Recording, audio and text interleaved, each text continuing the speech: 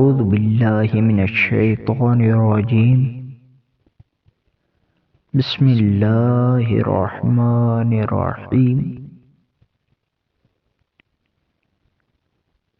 Abu Bakr bin Abi Shaiba, Abu Muawiya,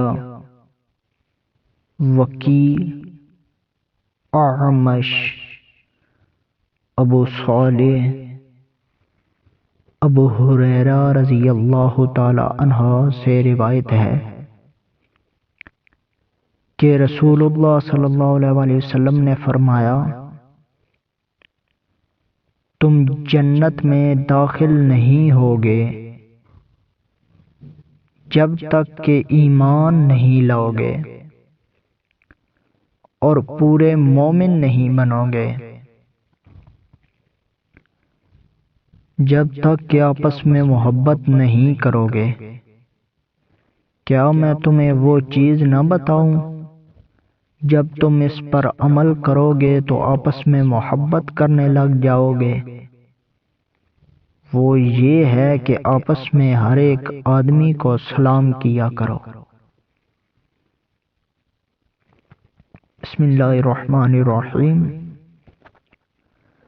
Abu Huraira reported, the Messenger of Allah, peace be upon him, observed, you shall not enter paradise so long as you do not affirm belief in all those things which are the articles of faith, and you will not believe as long as you do not love one another. Should I not direct you to a thing which, if you do, will foster love amongst you? Give currency to the practice of paying salutation to one another by saying Assalamu alaikum.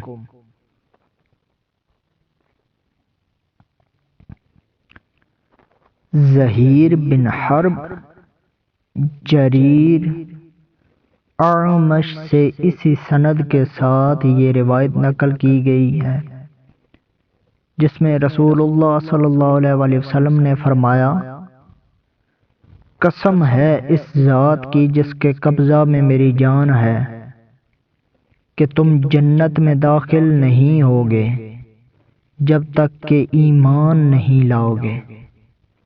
आगे हदीस के वही अल्फाज हैं जो इससे पहले वाली हदीस में हैं।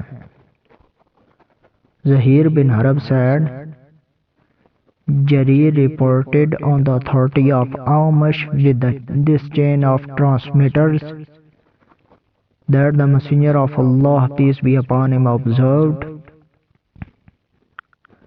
by him in whose hand is my life, you shall not enter paradise unless you believe. The rest of the hadith is the same as narrated by Abu Muawiya and Waki. तो उम्मीद है आपको हदीस मुबारका के अल्फाज की और इनके मानी और मफ़हूम की समझ आ गई होगी। दुआ है कि अल्लाह पाक हमारी इस काविश को अपनी पाक बारगाह अक़दस में कबूल व मंजूर फरमाए। वमा अलैना इल्लल बलागुल मुबीन।